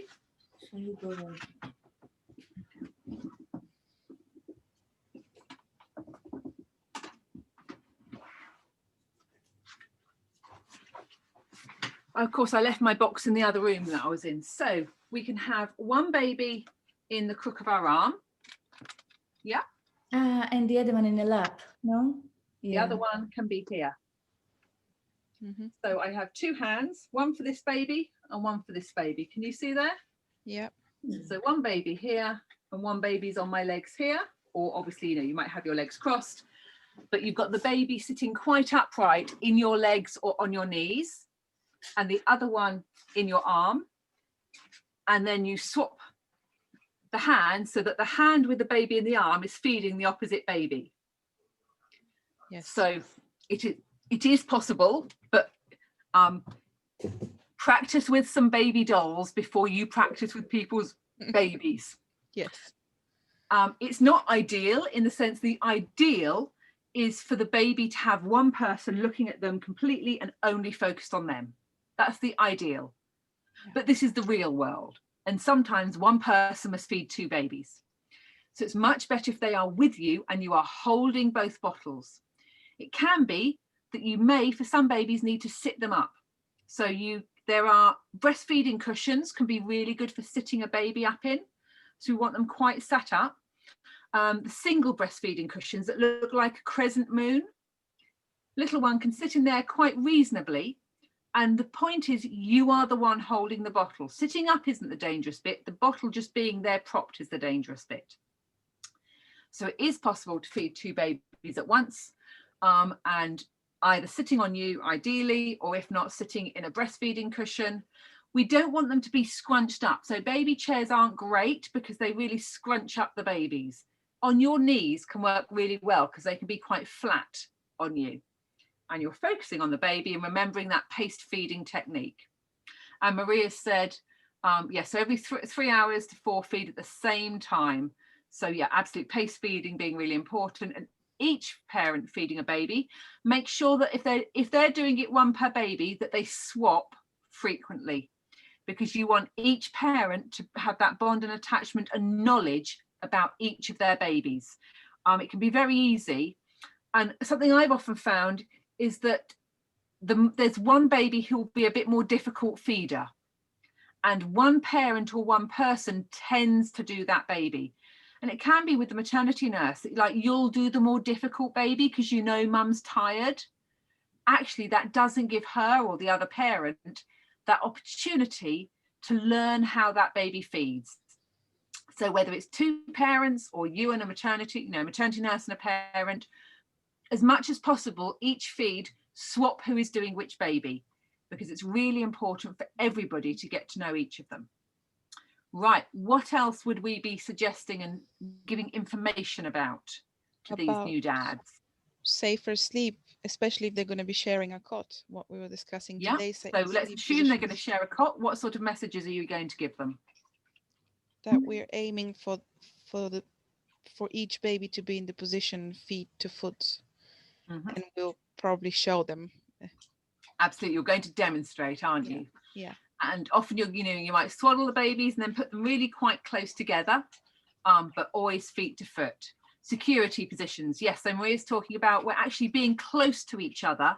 The babies find much more comforting than being further apart. So reminding the fathers that the babies are okay to touch, if that is their norm, and remind them, show them with dolls. I always take dolls with me on placement, because it means that I can show without having to move someone's baby, which is not nice for the baby. Show how close they will have been in their surrogate mother's tummy, and show that is their normal, to reassure the dads that them being right up together in the cot is really normal and it helps them to sleep better. Okay. What else might we be sharing, or what ideas? They've not got any patterns or any routines, nothing's happening, they're just firefighting with these two tiny babies. So what might we be suggesting to them to help them find a rhythm to their day?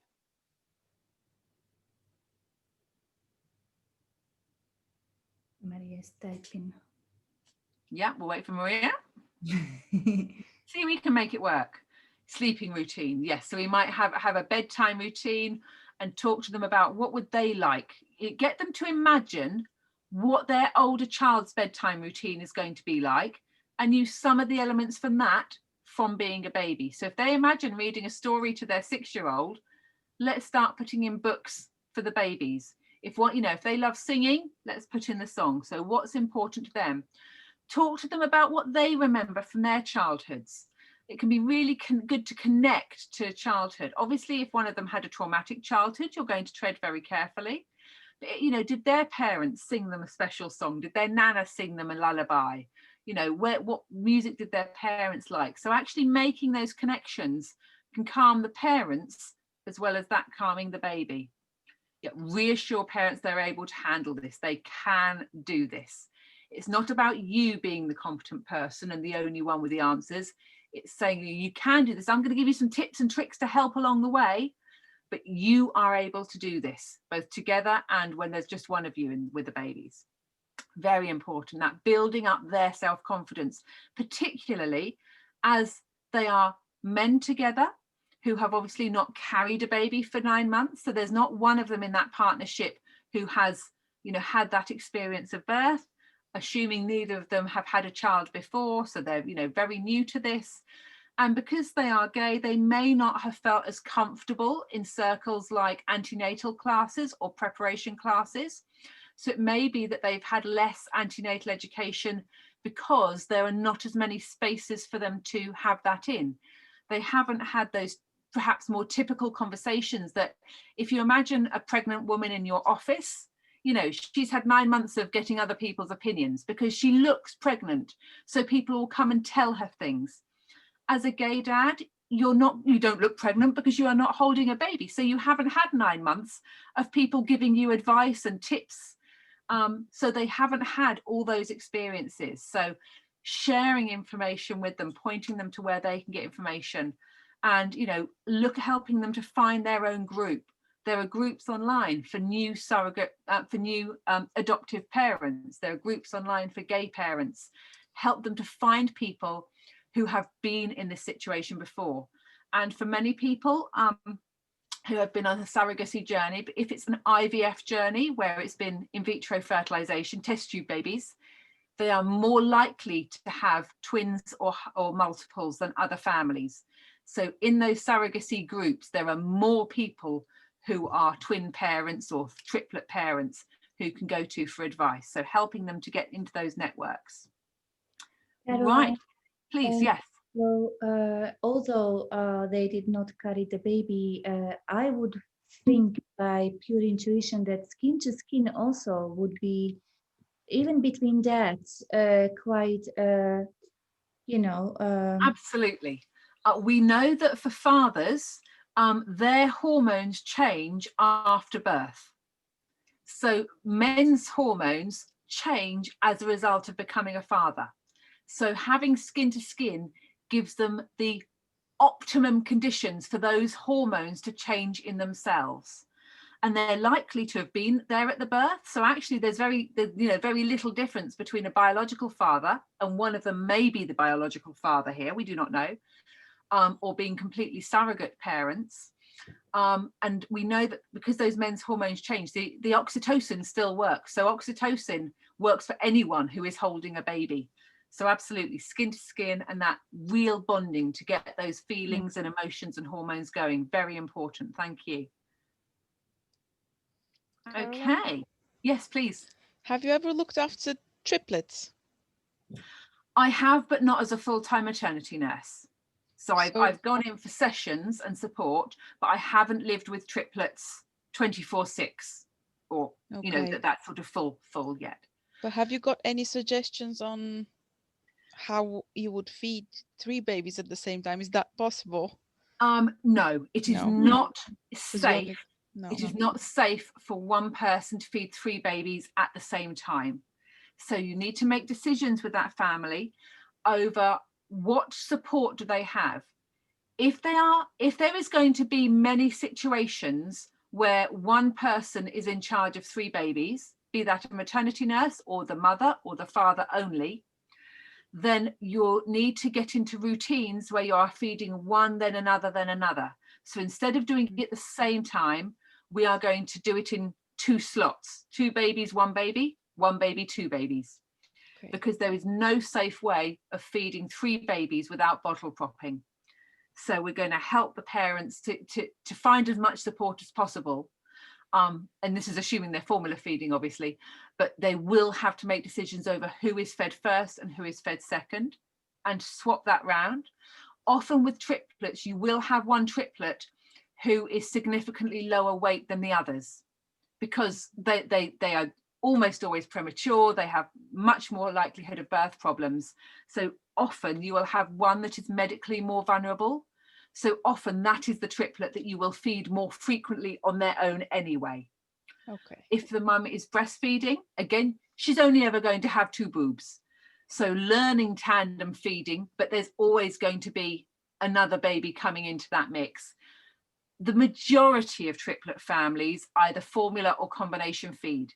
It is possible to fully breastfeed triplets. It is possible.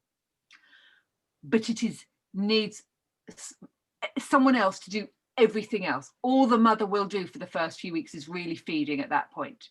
So she needs support for everything else at that point. Triplets can co-sleep together. So majority are going to be premature. Many will have additional medical problems. So you may find they come home early, but being tube fed.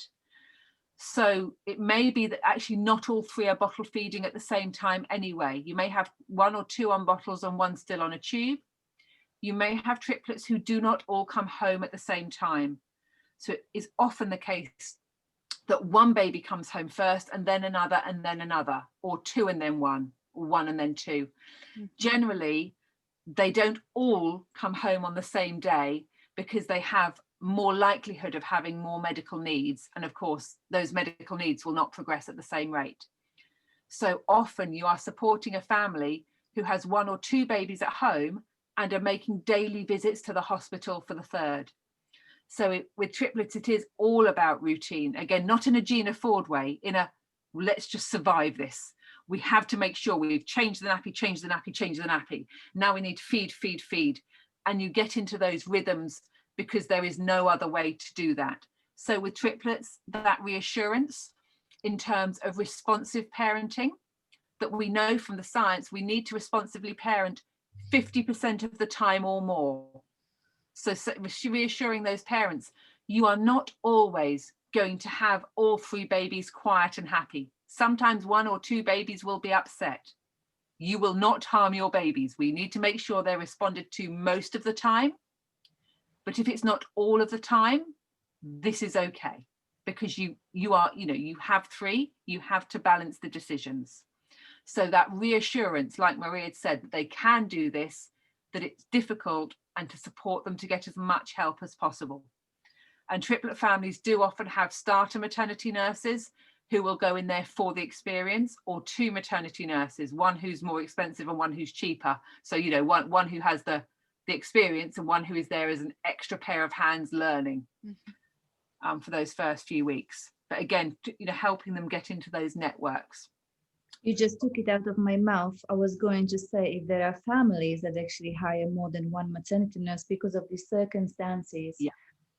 Okay. Absolutely, yes. And obviously not all triplet families are rich. It doesn't follow that you have money just because you have more children, but many maternity nurses will go and have that experience. So you'll have people who are just qualifying, and they're the people who are going at a very low rate or free to say, look, I'm getting my experience and, you know, giving you that extra help.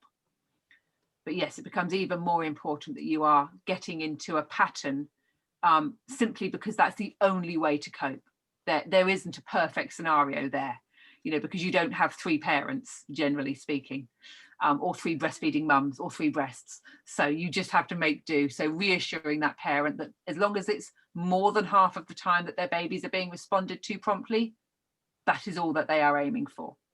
But yeah, avoiding bottle propping. Let's say you work for a very rich family with twins, and they both have got 2 maternity nurses. What is the catch in terms of working together and maybe co-sleeping? Like, do you have 2 maternity nurses sleeping together, 2 babies sleeping together, 4 people in one room, or what is it? Generally, if the family is having 2 maternity nurses for twins, they would be expected to provide 2 separate sleep spaces, and 1 maternity nurse would be in the room with the twins and would either do shifts or they call the other one in. You would not and should not be expected to sleep in a room with another adult, full stop. Okay. So it's about thinking about that, you know, do they have the space? And either they will have maternity nurses on different shifts so that they have 24-hour cover, or they will have both on at night and one is called in. Okay. And yeah, some families are that rich that they will have, you know, maternity nurse for, rota positions. They'll have week on, a week off. They'll have a nanny for each child. But these families are families with large houses, or they will pay for a hotel next, you know, down the road where the nannies swap over the hotel room. Yeah, but rota positions for these families are very common so that they never have time without full support for their family. They don't have a 4 hours off. There will be another nanny or maternity nurse coming in at that time.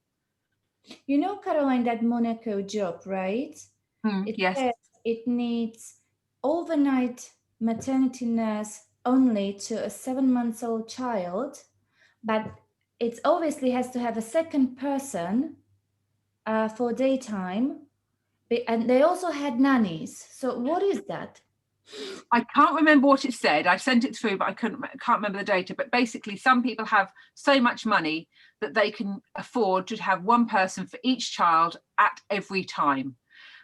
So you're working in a big team, but you will have hours with a particular child, and there will be other people working around that child. I don't take those positions because it's not that I hate working as a team. I hate the idea that the child has to get used to so many different people. And I feel that it's really important, shifts between nannies. I feel it's really important for children to form attachment to 1 or 2 key caregivers. And I personally don't take those positions because I feel if the parent isn't going to be a key caregiver, I don't think it's right that 4 people are that child's key caregiver. It's right for some people. It is not right for me. As self-employed people, we make our own decisions. But some stinking rich people basically are choosing, they're making their choice that their child should have an adult with them all of the time, and every single child has their own adult. And because of handovers and hours, sometimes you end up with 2 people for that 1 child. That doesn't work for me. But okay, thank you. Possible for the child to settle? Well, it is possible in the sense of different children are different. So some children will adjust to that very easily and will not have much issue. But we don't know which of those children are the ones that actually are very high needs, and that constant change. And of course, however much you try to do something the same as someone else, there are differences. And for some children, those differences create problems. Yet they find it hard to create bonds. And we do then see, of course, don't we, some, not all, but some very rich children who are very difficult socially, shall we say. They do not have those social skills. And I'm not a psychiatrist, but we might assume that one part of that is that lack of initial attachment, because we do know that attaching to one key primary figure is important for children's brain and emotional development. So we can suggest that perhaps when children haven't had that one key figure over the first few months and years of life, they are more likely to suffer emotional problems, you know, as they're older. And we don't know which children will sail through it fine, and we don't know which children are going to find that very difficult, which is why I think in general, I don't feel comfortable with those positions, because in general, I don't feel they're in the best needs of the child. There are some exceptions. Some children have very high medical needs. So if I had a family with triplets, one of whom, you know, was born deaf and blind, another of whom has a heart defect, which means that they are, you know, prone to sleep apnea and, you know, difficulties with their sleep. Another one perhaps was born with loss of oxygen to the brain and has cerebral palsy. Do I think that they should just have one maternity nurse and that's best for the children? No. There are some children whose medical needs mean that having a carer with them all the time is absolutely the right thing to do to keep them safe. And at that point, that overrides that primary attachment figure, in the sense that they have medical needs. That means if there's not someone there awake with them, they will die. So there is not ever just one answer to this, is there? But for many families, that idea that we will always have someone to look after our child who is, you know, just for them, is perhaps not in the best interest of that child when they are just getting through nanny, and they don't have one person there who they can just feel is, you know, there most of the time, is their primary caregiver. But yeah, it's difficult. Those positions pay well. They can be very good for your experience. And you know, if you work well as a team and you really enjoy learning with other people, it can be a really good role. So if actually what you really enjoy is working with a group of people to support a group of children's development, that, you know, it can be the right thing for you. So I'm not saying it's definitely a bad thing.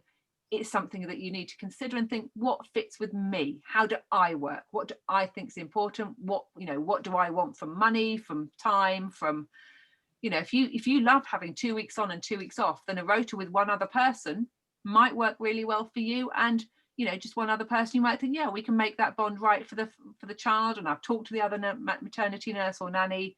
We're really similar, you know, and we can make this work. So there's no definite right or wrong. I just have lots of big red flags when there are so many people involved in the care of the children, as to how that fits for them and their development over time.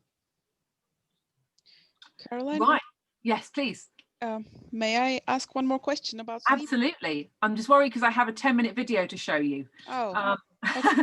It's 9 minutes and 30 and we're on 20:49. So we've got 30 seconds. No, just a quick one. Wondering if you've ever come across people who wanted their baby to sleep on a mattress straight on the floor, like Montessori style. Yes, Montessori floor beds are a big part of my clientele.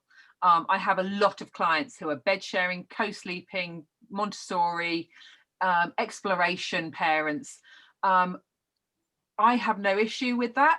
Obviously with a newborn or a young child, we're going to make sure that that mattress is very, very low to the floor, so that if they do, as and when they learn to roll, they're not going to harm themselves. We're going to make it a child-safe space, and wanting the mattress to be maximum of about 1.5, 2 inches above the floor. Yeah, you're doing that with a newborn. Yeah, now with a newborn. Yeah, there is no worry about it as long as the space is child safe. Okay. So we're looking for that 1.5, 2 inch maximum thick mattress for a small child, so that if they do roll, that they're not even going to get bruised. What we're not going to do is to put cushions next to the mattress, because falling onto a floor, be it a hard surface or, you know, a carpet, is not really going to damage that baby, but they will wake and let us know. And at that point, we want to know. Falling onto cushions, if they are just learning to roll, or they're newborn that's moving in that stage before they learn, cushions could be a suffocation risk.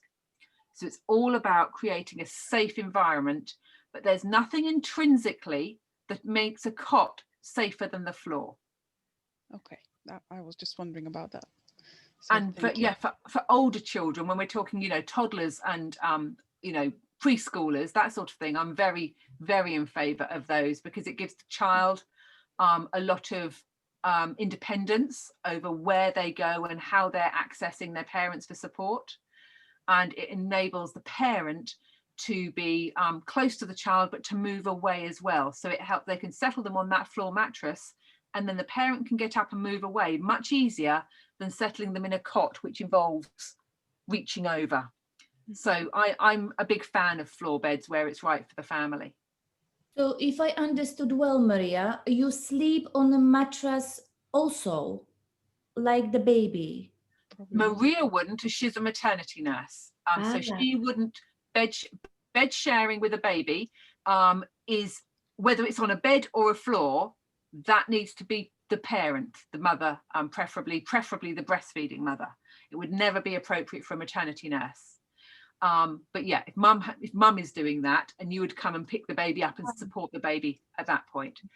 If you are a maternity nurse, that baby needs to be in their own safe sleep space. So it could be that you have your bed and they have a sidecar crib. That's acceptable, because although it's joined, they are in their space. Yes. But we, as maternity nurses, we do not bed share or surface share with a baby, because that puts us in a very difficult position. We're not breastfeeding mums to that baby, which is the safest thing to do. So that would only be appropriate for the mum. I'm going to put the video, I think, on the YouTube instead of trying to show it now. So I'll have a few time for questions. Could you please watch the extra webinar that I've put up, which is called Working as a Maternity Nurse? I wanted to watch it today because we need to watch it before Thursday. You know, the others I said you could watch when you wanted, but that was going to be part of this session. So if I could ask you to watch Working as a Maternity Nurse before Thursday's session. The other webinars are there for you to watch before your assignment. So we now have the one on play, on child development. I've put up the one with Jill Rapley now on baby-led weaning. And you also have one for the weaning session, which is on breastfeeding and medication, which is all about, it's a pharmacist, Dr. Wendy Jones, who is a very, very good pharmacist, who advises parents on what to do when they are taking medication and they want to continue breastfeeding, because there's a lot of misinformation out there. So those are the webinars to watch in your own time. But if you can please for Thursday, watch the one Working as a Maternity Nurse, because that feeds directly into Thursday's session. Yes. Sure. And then the information for this session that I'm sharing, let me just share screen. And this is on the Google Drive, is the twins fact sheet. So when you're working with twins or multiples, here is some written advice that you can give to parents about, you know, can you bed share, when to do it, what happened on NICU, why is that different? And then the other one, if you can see here, is about premature babies and low birth weight babies. So all of the things we've said today, but they're really lovely leaflets to share with your families, so that before you even start in the position, you have had these conversations about safety, because we know that these babies are more vulnerable from SIDS than other babies. So it's even more important to have documented this advice and this information. So they are there for you to use, and they're on the Google Drive. Right, okay, well, because we haven't had the video, we've got 5 minutes for general questions then. And next session is all about business building. So we're looking at running our businesses, which is why we wanted to have a video with Venetia about what it's like to working as a maternity nurse. So anything anyone wants to do, or we can leave 5 minutes early. I mean, I always overrun, so this would be a first ever. You know how you mentioned that hiring a maternity nurse, it's a luxury. Yes. So you would assume that a mother, she finds it difficult to do it all by herself, but also maybe, finds the comfort of maybe leaving it all to somebody else. Like we have that scenario here, mother hardly does anything really. So that luxury point, then I take really easily that she leaves it almost everything. Maybe she spends about 3 hours altogether with her child in 24 hours. So it's really nice to hear that you, Caroline, and you, Maria, you basically go into mother's room where the mother actually chooses to be at night with her child. It's really nice. I think that there are so many different types of parents and families. Yeah. Mm. What money enables you to make choices. Yes. So some parents who are not as well off would much prefer to have a baby and not have a lot to do with it. But because they don't have the money to facilitate someone else to do that, they don't have that choice. So yeah, money enables choice. It doesn't always follow that those choices are good parenting. And obviously the care you give and that your colleagues give is of high quality to that child. We know from infant attachment that a primary figure, be it the nanny, or be it the mother, or be it the father, or be it the granny, that child needs a primary attachment figure to grow. And if the parent has chosen that is how they want to parent, as long as that child has a primary attachment figure, they will grow and succeed. Of course, there are emotional and psychological barriers that may come up later on. Mum, why did you do this? Why did you send me to boarding school? Why did you only have nannies? And those may come later, and we cannot predict for which people they will be important and for which people they will not be important. But there are different people who simply want a helping hand because it isn't usual for us to parent on our own. That isn't the way we're meant to parent it. It's very difficult to do that for all of us because babies are they need so much from us. Yeah. So But the baby is parents attached just want to the maternity nurse, and the mother is aware of it, that she leans more towards the maternity nurse. Now the baby is 15 months old, and the mother is basically aware of it. She comforts herself with that fact that it's okay because she has a good relationship, attachment with to her maternity nurse. And therefore she accepts that she is less attached to mom, which is heartbreaking. Actually, there is that logical. You can see a strong role for a therapist in this family, can't you? Yeah. Because mom has made a choice, and I do not know. I don't know whether she was aware that the choices she made earlier on would have this impact. Maybe that's to do with the antenatal or the early parenting education she got or didn't receive. If no one's had conversations with her about how attachment forms, if her maternity nurses in the past, and I don't know if they're your colleagues or different, but if they've not talked about that empowering, if they've not had an approach which helps the parent to help themselves, if they've had that more traditional approach of I am paid to look after your baby and I will see you for an hour a day, then maybe mother doesn't have the information and now she's regretting part of that choice. People should always have informed choice, whether that is to formula feed, to breastfeed, to co-sleep, to hire a maternity nurse. Yes, I believe it is your job, Maria. Our job as maternity nurses to give the information so that parents can make the choices that are right for them. And sometimes that is by talking, sometimes it's by signposting, sometimes it's by sharing an article for them to be interested in. And the other adult there who's employing you makes the decision on what they then do.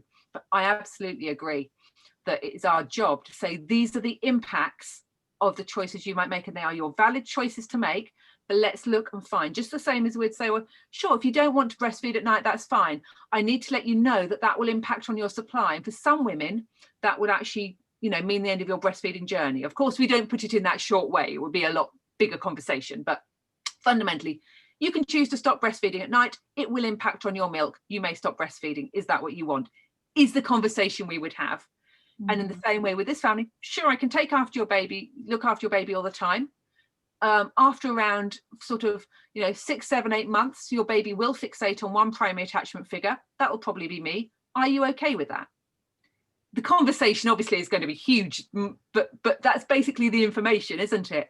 Your baby will, at this age of development, look at our child development slides, form a primary attachment. Who do you want that to be? If you don't want that to be your maternity nurse or nanny, this is the work you need to put in. But the way you do that is the professional part of the job, because obviously this is a very quick talking to professionals. I would never, ever, ever talk to a parent like that. Oh, no. She's aware of it. She's aware of it. And she says she accepts that, although you can see it hurts her. It does hurt. So if it's hurting, I would then see as my job as her nanny or her maternity nurse at this point to work on how can I transfer that primary attachment back to her. Exactly. And I would be doing that just like I'd suggest to a dad who works late. Do the things alongside first and then take over. It will not work if she just goes, right, I'm going to do bedtimes now, because baby will cry because it's not the norm. So the practical strategy for that mum would be do things alongside her nanny or maternity nurse, and then do things next to, so she has the baby, the maternity nurse is next to her for the baby's reassurance, and then the maternity nurse starts to step away, gradually step away, leaving the mother doing the main thing. But that strategy is going to be over weeks to a few months at 15 months old. It's not going to be a few days. But that handover would be the strategy I'd suggest to her as my job to inform her choice.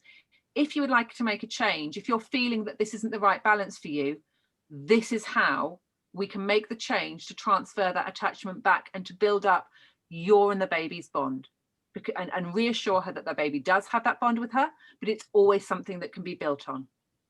Thank you. Elena? I was just wondering if the mother was okay with the baby forming the attachment with the nanny as a primary care attachment.